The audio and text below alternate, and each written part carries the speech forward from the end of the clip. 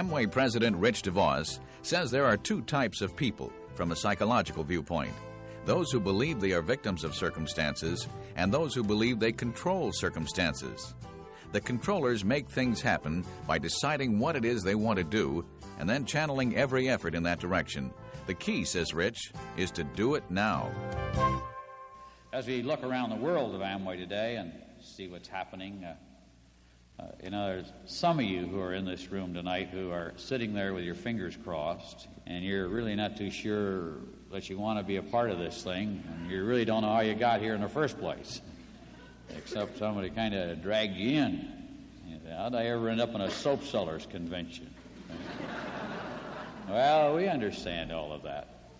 But you know, you and I sit here, and you got neighbors who are saying, oh, this thing will never get off the ground, it'll never last, and you'll never make it. All these things are happening throughout the world of Amway. There's two concepts in life that I deal with and that you deal with. And the more I watch people operate, the more I find great numbers of them who always operate in the atmosphere that they are the victim of circumstances. My subject that I want to get across to you in the next few minutes has to do with that. You must learn to make decisions so that you do something today. The reason I emphasize that point is because I find so many people are always waiting for the right time for things to happen. And lacking not only the perspective of timing, they sometimes think that they have to wait for circumstances to determine what they're going to do. Now, a lot of you have been brought up in that atmosphere. Others of you understand that you and I were given the power to control the circumstances. Some of you don't believe that. And that's why you're always waiting for something to happen. You don't wait for something to happen, you make something happen. And when you make something happen, you change the condition. I go over this with my kids a good bit, and they say, well, I don't feel like it. They say, I don't care how you feel. Well, I don't feel like it. It's unimportant how you feel. See? You decide what you're going to do, and you'll feel in accordance to how you decided to do. Every once in a while, I say, well, I get up today, I don't feel good. They say, what's that got to do with it? I don't care how you got up and how you felt. If you've decided what you're going to do, you'll change the way you feel. You believe that? See, I believe that. But I also know that most people, and probably many of you, if you've never been in this business or haven't thought about that a great deal, are always waiting for those things, whatever they are, to get in place. And for those kind of people, do you know what? They never get in place. Because conditions are never right. Conditions are never perfect for getting on with something. Some of you in this room right now, fact of the matter is you say, well, I'm too young. Well, you'll never be any younger. That's for sure. See? You say, well, if I was only a little older and had a little more experience, I'd be able to do it better. But when you get a little older and a little more experience, you say, well, I'm too old. At one of our recent direct distributor seminars, we had a new direct distributor there. She was 80. She didn't think she was too old at all. Now, what she could have done is said, well, I'm going to wait till conditions are right, and then I'm going to get on with it. But she didn't have much time to play with anymore. And while some of you laugh about that, some of you don't have much time to play with anymore either. I don't care if you're young. You are so programmed towards waiting for conditions to get right that you've got yourself in a habit of constantly postponing the action point, waiting for conditions to change. I have two basic concepts on decision making. One of those is that a decision-making process is not a major thing, but rather a series of doing something positive every day, moving you toward your goal. Now that's different than say, I'm going to be a double diamond, I'm going to be this. You don't have to say that. Just say, tomorrow I am going to see one person and tell them about Amway. See? Now the importance of that is that without worrying about all the rest of it, that is something that's within the capability of every person here. And if you don't get around to doing it, the reason will be is that you haven't learned the disciplines of controlling the circumstance. See? In other words, you're going to wait till you go, well, I don't feel like it today. See? And you're right back in the same old pile. See? Well, I'll do it today if... And then Nellie comes, and she sits and drinks coffee, and you gab a while, and then the kids get around, and, oh, I didn't get through it. You should have said, hey, Nellie, I don't have any time to sit around and gas with you today, Nellie. I'm going to go out and make a call today. Want to come along or sit here? See? I get my wife, she gets on the phone sometimes. See? And I say, what'd you do? Oh, I talked on the phone all day. So why don't you say, shut up, I'm going to go do something. I said, because what happens is you allow all those people who call you to control your time after a while. See? In other words, you've let the conditions, the events of the day take charge of your scheduling instead of you taking charge of your scheduling. If I ran like that, I'd never get anything done anymore. Now, my day, I used to, break it into hours. I break it into 5-minute segments now. See? So somebody comes in, I got 5 minutes, run them in. But if I think I'm going to have a little problem getting rid of them, I don't let them in. I say, I'll come out and greet them, because then I can walk away at my pleasure. See? He sits down and says, well, nice day today, isn't it? Where did you get that picture on your wall? And he goes, well, my 5 minutes is up, and all we've been doing is, small talk about the conditions that are going on around about us. So if you get over there sometime and say, I'd like to see him, and I come out to see you, you'll understand.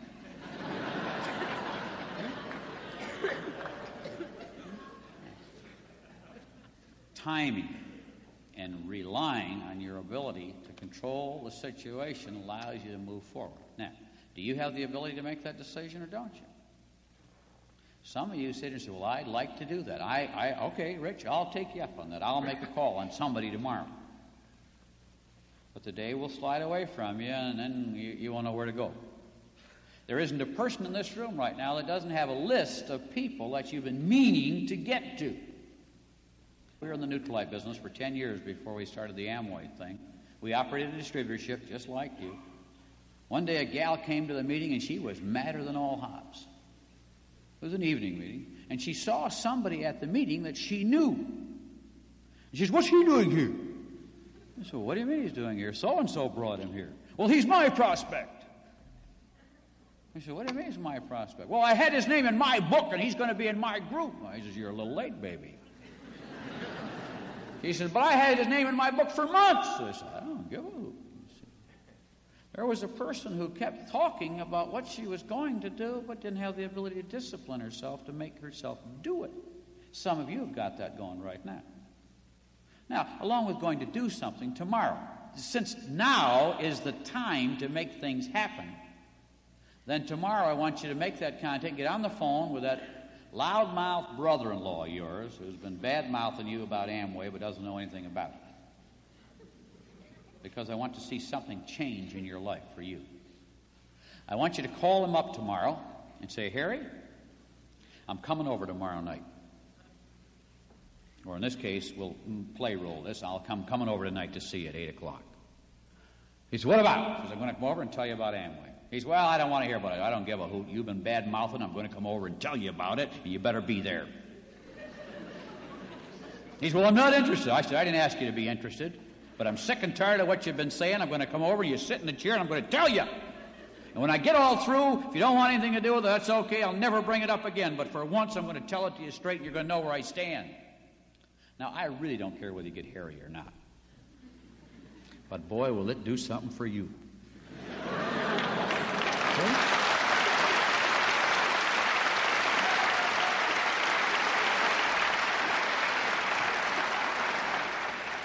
Now, why does it do something for you? Because if your habit pattern is one of constantly waiting for the condition to be right, you will suddenly develop the concept of taking charge of the situation and causing the condition to work in your favor. And things will begin to happen for you. And I could tell you of, lots of circumstances in my life where I watched this happen, and the inner strength that develops when for the first time you stand up to, it's like going out to your boss one day and say, I'm not going to take any more of that guff from you. You're going to treat me like a human being. or I'm not going to work for you anymore. And you know what? Something will happen to you and between him and you, and he'll have no respect for you. Now, you don't. I overplay that role a little bit. But a lot of times when you've got a strong feeling, you just suppress it, huh? And that's where your decision-making begins to erode, because you keep, well, I don't know, what would somebody say if I told them what I really felt?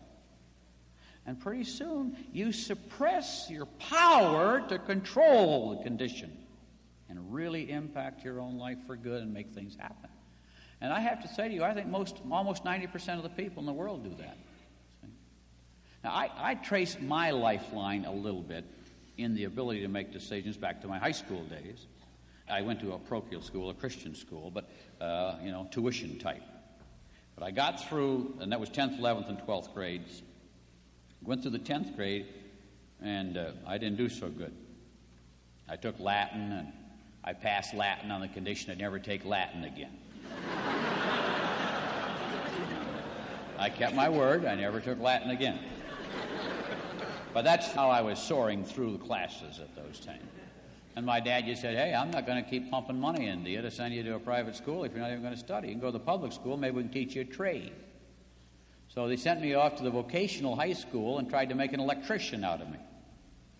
And I learned how to twist wires and do some of that, and I'm glad I know that to this day. But I attended there for a year, but at the end of that year, I decided I wanted to go back to Christian high school. And I enrolled in Christian high school in the fall. And the simple thing that occurred when I made the enrollment was that my dad said to me, you're supposed to enroll in school today at the public school. I said, well, I enrolled yesterday. He said, you couldn't have enrolled yesterday. I said, I did enroll yesterday because I'm going to this school again. And he said, who do you think's going to pay the bill? I said, I am. And those days I peddled papers and I worked in a gas station on Saturday. And I'd figured out I could cut it. Well, he says, look, if you're serious about it, I'll be glad to help you with it. But he said, you better get on with doing something about it. The key on decision-making in this one is that I made the decision as to what I wanted to do, and then I made the follow-up decision. That's the only thing that makes decisions valid, which was to pay the price to make the decision a reality. See? That's like some of you have always said, boy, I'd like to have a new car. And you keep telling yourself you'd like to have a new car. Some of you keep telling yourself, someday I'd like to have a business of my own. See, but that's all mouth. Just mouth. It doesn't become a mouth until you put your feet in motion to pay the price to make the decision you made a reality. And the key thing here is that the patterns you establish from early days get on to where you always keep talking about your dream, but never follow up your dream with a real decision to do what you have to do to make it happen. And that's why I say to you, do what you were going to do tomorrow, because it will never be better than it is tomorrow. Because if you don't do it tomorrow, tomorrow is forever gone. Never, never, never to be reclaimed.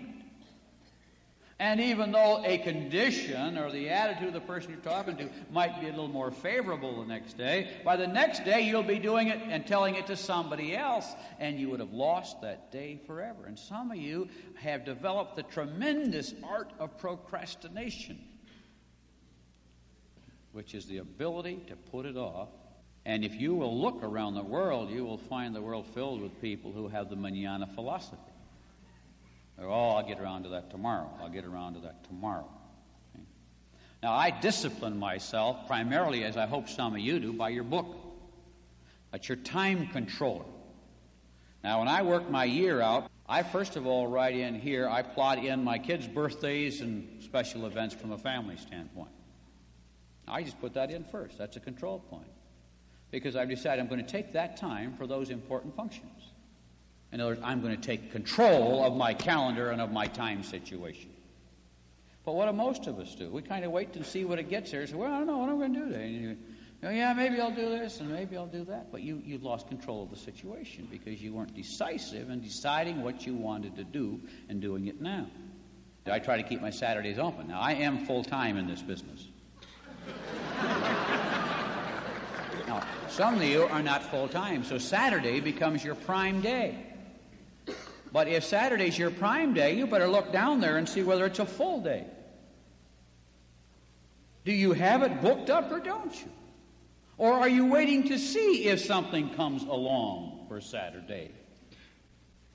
You can't build a business by waiting to see what comes along for Saturday. You've got to know now where you're going to go on Saturday and when you're going to go.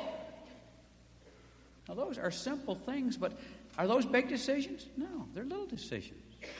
They're a little decision to make a call to that guy you've been putting off but never got around to. This week we had some big things happening at Amway, a lot of events going on. And I was talking to Jay, and he says, you call so-and-so, and you call so-and-so, and I'll take care of so-and-so. And so I said to myself, no, just a minute, I'll do that after the next break, because I'm running an afternoon seminar for the Dregs. I just stopped. He says, right now I do it. Because with a call I really kind of wanted to put off. You have any calls like that? Well, I don't feel right now about it. But I said, there is only right now. See? So I just turned right around, went right back in the room, grabbed the phone, and did it. Nobody was here. No, I dialed the number the first time, and it was wrong number. And it was, and then I dialed another number, and I got the wrong place. But, in an instant, I found myself doing what so many of us do all the time, putting off for a little better moment, something we've got to do now. See? Now is one of the most exciting times to be in the world of Amway. One of the most challenging times. We've got a business that's growing. People are coming in the organization. You got a whole new surge happening for you. See? And yet some of you are still finding it hard to get down to decisions. Two things on decision then. One, make all of your decisions a series of small steps. But do something positive to move you forward daily. Make one product presentation every day, or call on one customer every day, or have a new distributor interview every day. Do something every day. Schedule your time carefully for the time you've blocked in for your Amway work. Just put it right down on the board. And if you're going to work this business, you got meetings Monday, Tuesday, and Thursday, then you got that space open, and you don't allow friends, relatives, and social engagements to come in. But here again, you let it get out of control.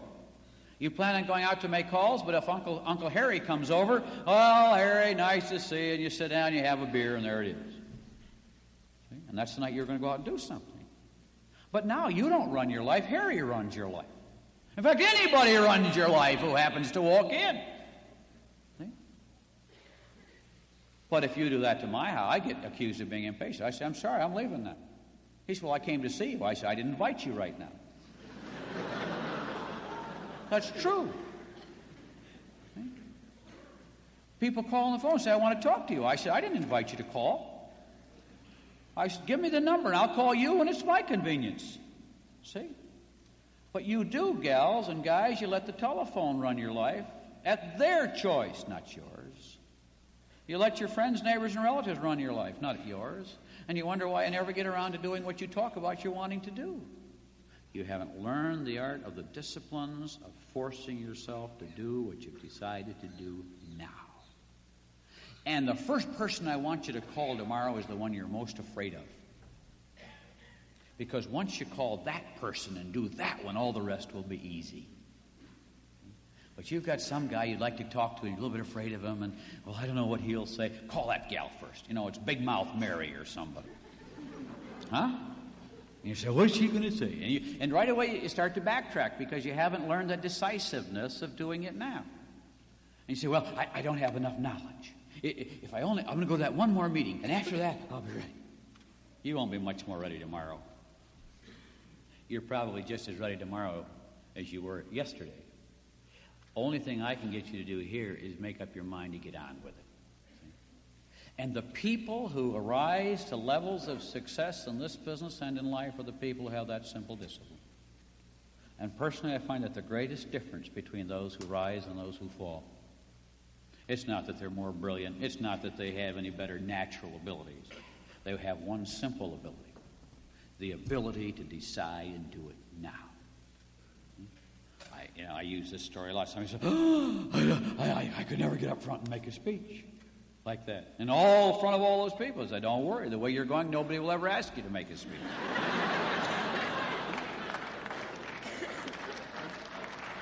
But Mary Fitzpatrick, when we said to her today, you're going to come up front and I'm going to present that award to you and you're going to say something.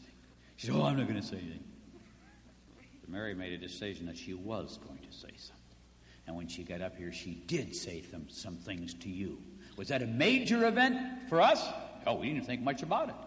But it was a major event for her because she said, I am going to do it. And she came up here and she did it. And that moves her to what happens to her in? She says, I did it, I did it, I did it! I hope that's what she said anyway.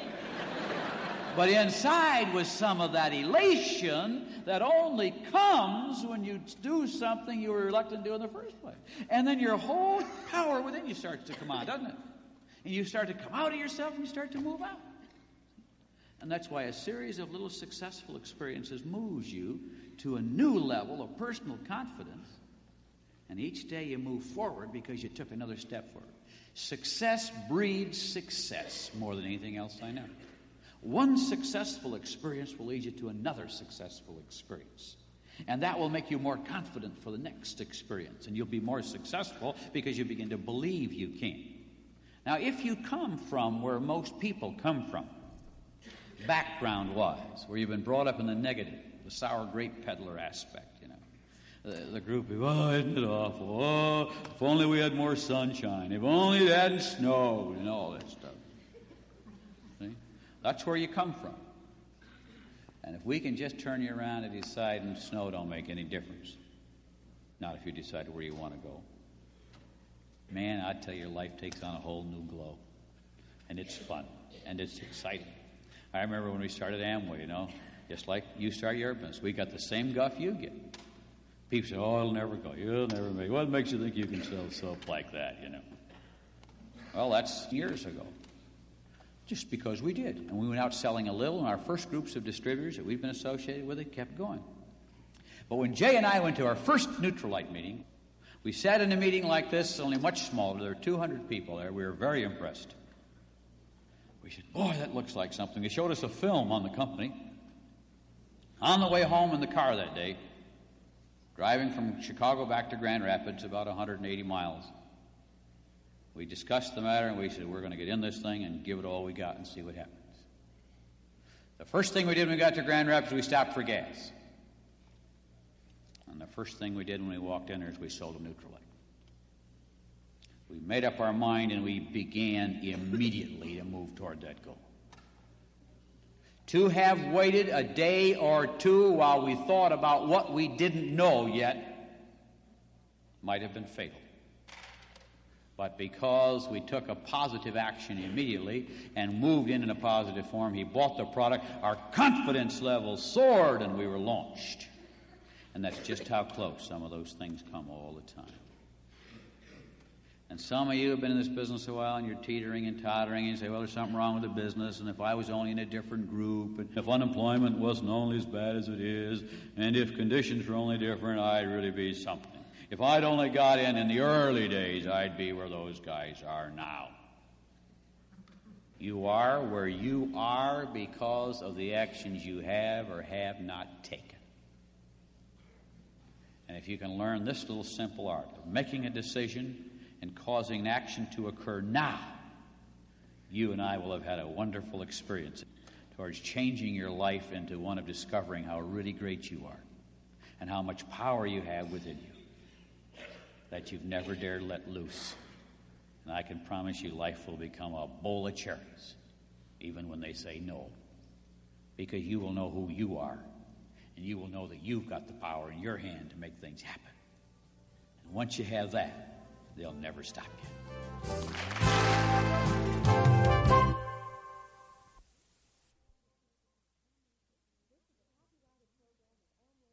This is a copyrighted program of Amway Corporation, Ada, Michigan, USA.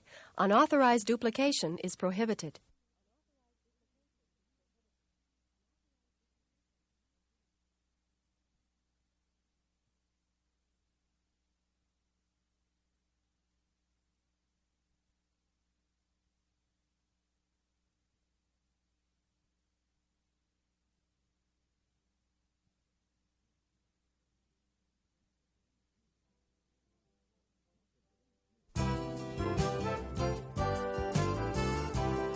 Much of today's news about the worldwide economic situation is pretty gloomy. Rising inflation and rising unemployment everywhere you look.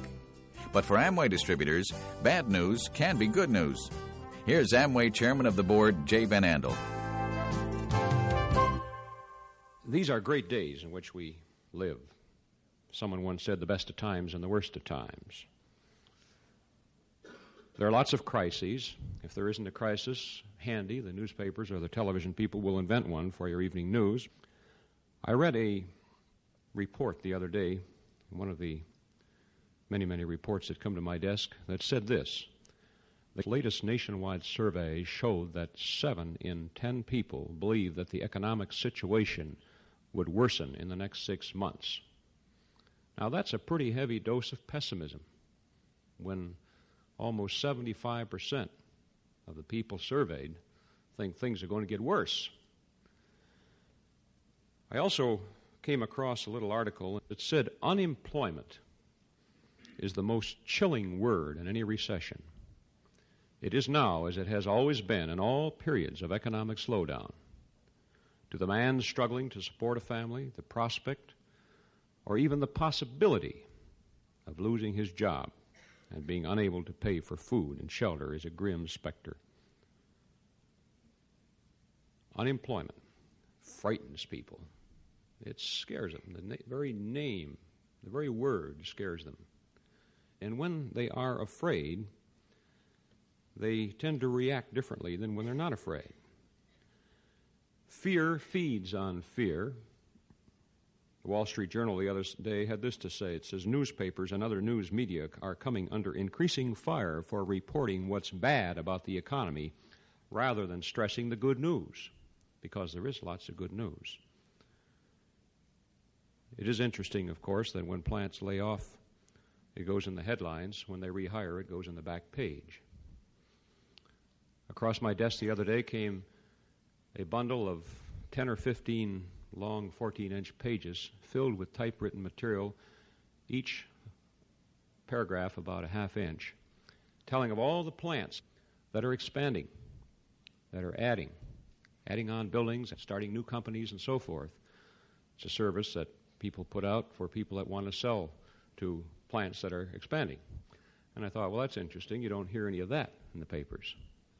If you read the papers, you think everyone's closing up. And here there are hundreds of plants expanding. I also receive an international survey which has a chart on it that talks about inflation. And it says inflation last year in Mexico was 40%, in Brazil was 24%, in Argentina was 20%, in Uruguay was 67%, and Chile was 637%. But in the United States it was 11%, and I'll say only 11%. In comparison, pretty good, you see. All of which says that when we look at things rationally, things are pretty good. But when we look at things emotionally and allow the news media to play on our emotions, things are pretty bad. The people have allowed their emotions to take over and have gotten themselves into a state where they are filled with pessimism. Now, when people are working, but they hear about unemployment, they get frightened about the future of their jobs. When people are unemployed, in most cases it's a temporary situation. They're not destitute in the streets, but their mind is thinking differently. And as a result, when people think this way, they fear for the future. They tend to look favorably on adding to their income with another source of income, such as Amway, and they tend to hang on their money more tightly than ever before. Part of the problem, of course, is people are frightened and they're not buying consumer goods. Automobiles, they stop buying. It's a very easy thing to defer purchase of if you have a working automobile. If you have one that stopped working, of course, then you're in a different position. But most people's automobiles are working fairly well, so you can defer that purchase if you're frightened. You can defer the purchase of a new appliance that you don't really need if you're frightened. And people are doing just that. Now, what does this do for us? Well, it really brings to us the best of all worlds. A world in which 3/4 of the people are pessimistic about the future and frightened and therefore very receptive to the story of the world of Amway. And people have told me, who are actively recruiting today, that recruiting has never been easier in the history of our business. So the market is different, you see. In addition, of course, people are hanging on to their money, but they are spending it when they get a good reason to spend it. And that means that's an advantage for us because we know how to sell. And most of our competition in the selling business doesn't know how. The people in the supermarkets haven't any faint concept of how to sell. Or in most retail trade, all they do is just stand there and wait. You know? When nobody shows up, they close up and go bankrupt. We, on the other hand, can get out to the people where the people are. We don't wait for them to come to us.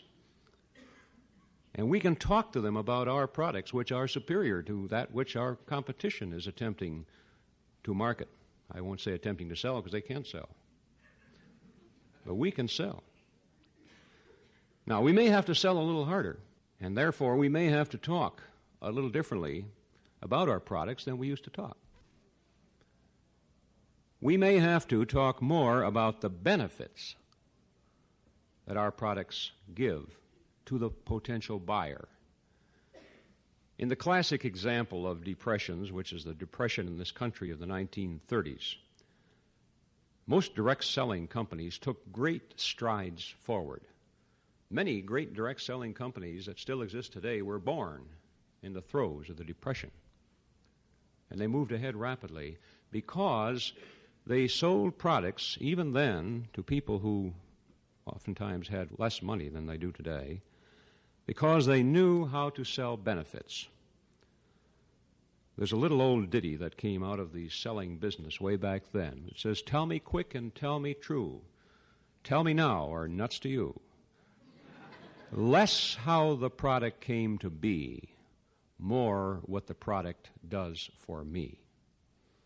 And when you tell people what the products do for them, they're willing to spend their money. And so we are able to do that. We can tell people face to face what our products do for them, and they'll spend their money with us.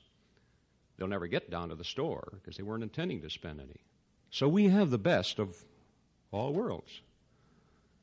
A huge potential for adding to the ranks of Amway distributors, better than we've ever had in all of our history, with literally millions of people out there who are willing now to listen to your story about money, extra money.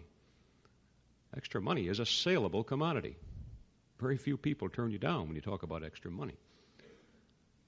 The very fear that has been created in their minds by our friends, the newspaper and television people, is driving them into our arms. And that's pretty good for your business. Plus the fact that they're staying home from the stores and saving their money and waiting for you to call on them to have them spend it with you, buy your products. And so, I think a good theme for Amway distributors right now, Amway distributors everywhere, and certainly a good theme for you as leaders in the Amway business, is this: now is the time to run while others walk. Now is the time to run while others walk. A lot of people are walking, are going slowly, are frightened. They're not putting forth their best efforts. Business people oftentimes are not. People who are employed in one way or another or unemployed are not putting forth their best efforts. They're frightened and afraid of the future. And so while they all walk, if we run, if we put forth our best efforts now, we not only will pass them all by, but we'll make more time now than we've ever made When the rest of the world is running next to you, you can't get so far ahead. But when they're all walking and you run, man, can you outdistance the competition. And so, you have within your hands, as leaders right now, this almost unbelievable opportunity to build a huge business of your own in the future, in the very near future, if you will now run flat out, just as fast as you can possibly run. Pull out all the stops. Do everything you can now. I sincerely believe that the crisis of depression will pass us by in the not too far distant future.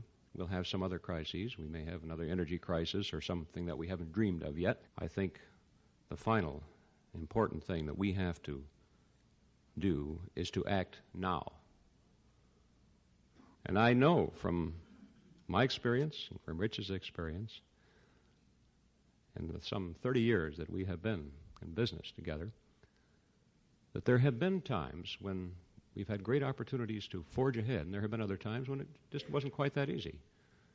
And when you look back and see those times, you sometimes say to yourself, I wish we'd worked harder then, because hard work then got a lot more results than hard work later when things are not quite as receptive. Right now, hard work, running, will bring you greater results than you've ever had in the Amway business, very likely, and very likely greater results than what you will be able to produce for an equal amount of work for a long time in the future. These are great times, so let us run while others walk. Thank you. We'll see you around.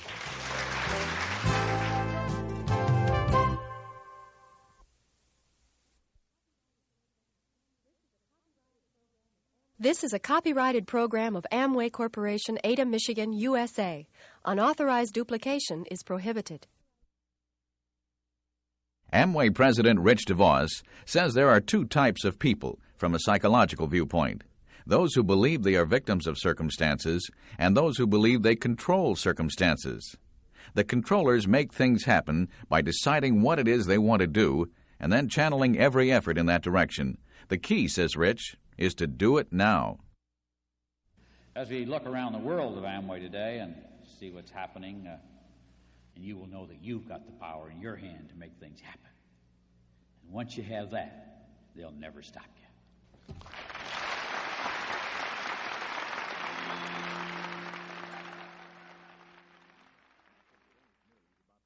Much of today's news about the worldwide economic situation is pretty gloomy. Rising inflation and rising unemployment everywhere you look. But for Amway distributors, bad news can be good news. Here's Amway Chairman of the Board, Jay Van Andel. These are great days in which we run while others walk. Thank you. We'll see you around.